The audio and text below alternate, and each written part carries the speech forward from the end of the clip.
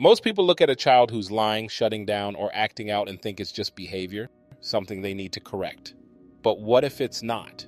What if what you're actually seeing is survival? That's one of the things this book, Fostering Connection, explains in a very practical and important way. It helps you understand what is actually driving those reactions and how to respond to them differently in real time.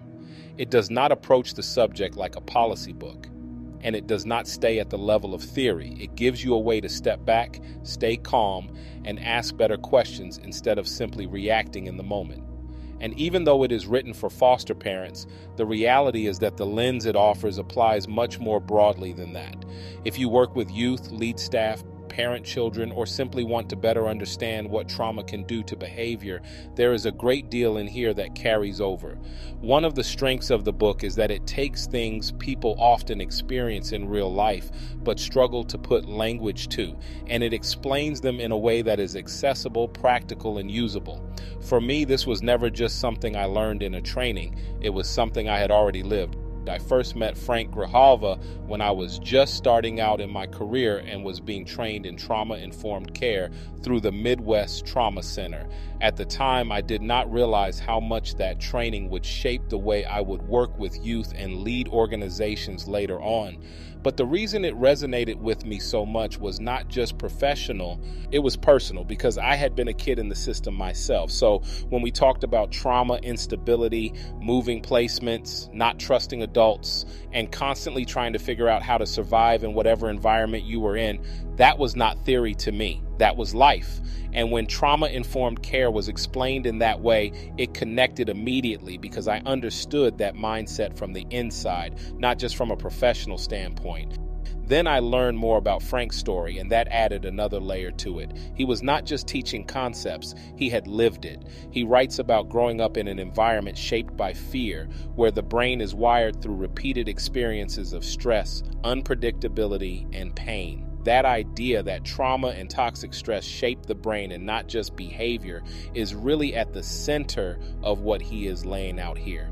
When people hear the title Fostering Connection, they may assume the book is mainly about foster care policy or the foster care system as an institution, but that is not really what makes it powerful. What makes it powerful is that it gets underneath the behavior. It asks what is happening inside a child who has had to adapt to fear, instability, and survival, and then it gives adults a more useful way to understand what they are seeing. One of the most important ideas he explains is that children who have experienced trauma are not wired for connection first. Their brains are wired for survival. When a child grows up in an environment where they do not feel safe, the brain adapts.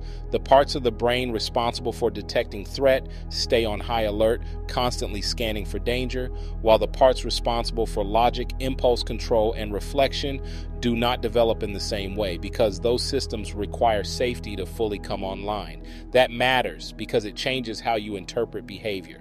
If a child lies, hides, shuts down, explodes, hoards food, or pushes adults away, it is very easy to reduce all of that to defiance or disrespect. It is easy to say the child is manipulating, resisting, or acting out. But one of the core points Frank makes is that what we often label as bad behavior is frequently survival behavior.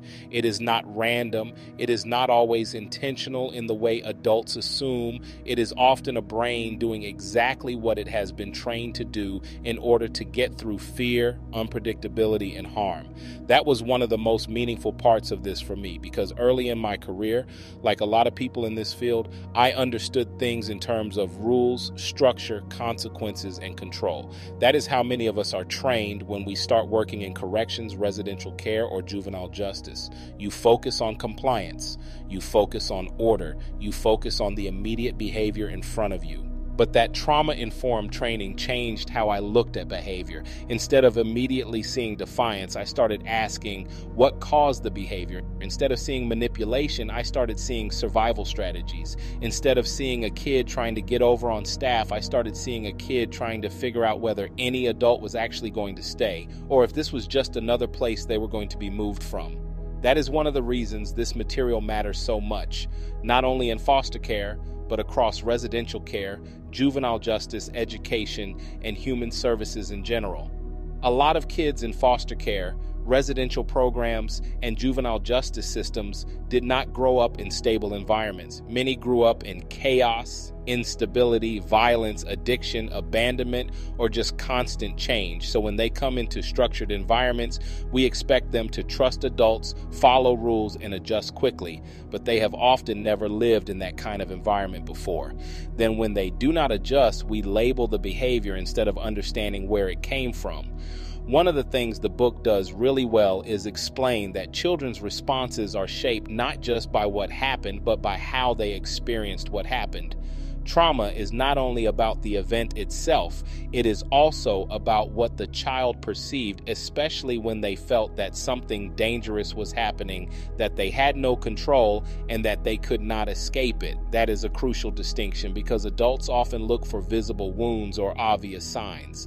And when they do not see those things, they assume the behavior is just a matter of discipline or attitude. But the child may be carrying a deep internal experience of fear that never got processed, never got repaired, and never got understood. That is where adults often make a major mistake. We see the behavior without seeing the history. We react to the surface without understanding what built it. And once you start to understand that, you begin to realize that many of the behaviors adults take personally are not actually about them at all. Frank puts that into a simple phrase that is extremely useful. Q-tip. Quit taking it personally. That may sound simple, but it is actually profound if you work with youth, because the child's reactions are not primarily about you. They are often echoes of a past where safety did not exist. A child's brain can become highly sensitive to subtle cues, things adults may not even realize they are doing, and those cues can trigger a strong reaction. What seems like an overreaction from the outside may actually be an involuntary threat response. The child is not necessarily responding to the present moment as we understand it. They may be responding to what their brain has learned to expect. That is why the book keeps bringing the focus back to curiosity. Not passivity, not permissiveness, curiosity. What is driving this? What is happening underneath this response? What does this child need right now? What are they protecting themselves from? That is a very different question than simply asking how to stop the behavior. He also talks about how the brain learns through repetition, and that part is important because it speaks directly to the work adults have to do if they want to build trust. A child who has lived with instability does not automatically assume something is different just because you tell them it is. Their brain assumes the past will repeat itself. So trust is not built through one conversation or one good day.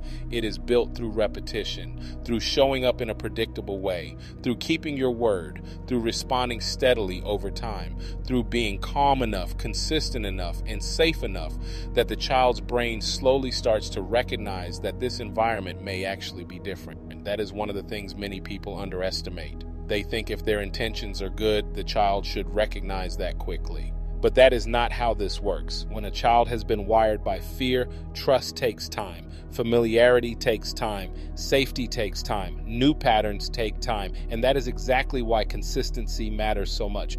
What I have seen in my own work and what aligns directly with what Frank is describing here is that meaningful change does not come from getting tougher, adding more rules, or increasing punishment. It comes from how adults show up.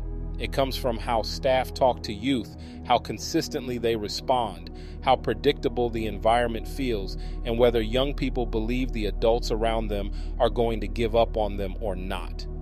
In my own experience, the biggest improvements did not come because people became harsher. They came because adults became more thoughtful, more consistent, more self-aware, and more intentional in how they responded. Youth were not transformed because somebody finally outpowered them.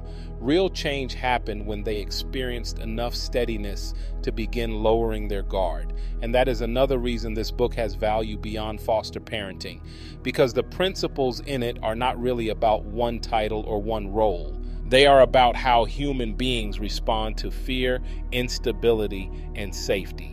If you are a foster parent, yes, this is directly relevant, but it is also relevant if you are a caseworker, a probation officer, a detention professional, a residential staff member, a school leader, a parent, or anyone trying to understand why some behaviors do not make sense on the surface, but make perfect sense through the lens of trauma. one of the strongest themes running through what I read is that your role is not to control behavior first. Your role is to become a safe haven, a steady presence, an anchor in the middle of someone else's storm. That does not mean there are no boundaries. It does not mean there is no accountability. Without safety and relationship, the child's brain may see you as something they have to work around, not someone they can trust. And if that is the case, then even your attempts to help may be interpreted as another threat, another source of control, or another reminder that they are not safe enough to let their guard down. So when the book talks about calmness, curiosity, consistency, and not taking behavior personally, it is talking about practical ways to build the conditions where trust can actually begin. It is talking about what adults can do differently in the moment. Not simply how to analyze behavior after the fact, but how to respond in a way that does not deepen fear. That is what makes the material useful. It does not just explain why things happen. It gives people language and perspective they can actually use. It gives adults a way to stop escalating what they do not understand. It gives them a way to step back and ask better questions. And that, in my opinion, is part of why a book like this can be so helpful in the field. It helps people move from reaction to reflection, from control to connection, and from misreading behavior to understanding it more accurately. Most of the behavior we see in foster care, residential care, and juvenile justice systems is survival behavior, not bad behavior. These are responses that made sense somewhere else. They served a purpose. They helped that child get through situations where safety was not guaranteed, and you cannot punish survival out of someone. You can only replace those patterns over time with safety, consistency, and relationships. That takes patience. It takes repetition. It takes adults who do not take everything personally. It takes adults who can stay curious when behavior becomes difficult. And it takes adults who are willing to keep showing up long enough for trust to become believable. That is one of the reasons I think this book deserves attention, because it gives adults a clearer and more humane lens for understanding what they are seeing. It offers a practical framework that can help people respond better in the moments that matter most. And honestly, that matters whether you are a foster parent, someone working in the system, or just a person trying to better understand behavior that does not always make sense on the surface. That is what stood out to me most strongly here. And honestly, that is what this entire field should be about. If this perspective is helpful, I'll continue breaking down ideas like this and how they apply in real-world settings, because this is something I think we need to be talking about more in this field.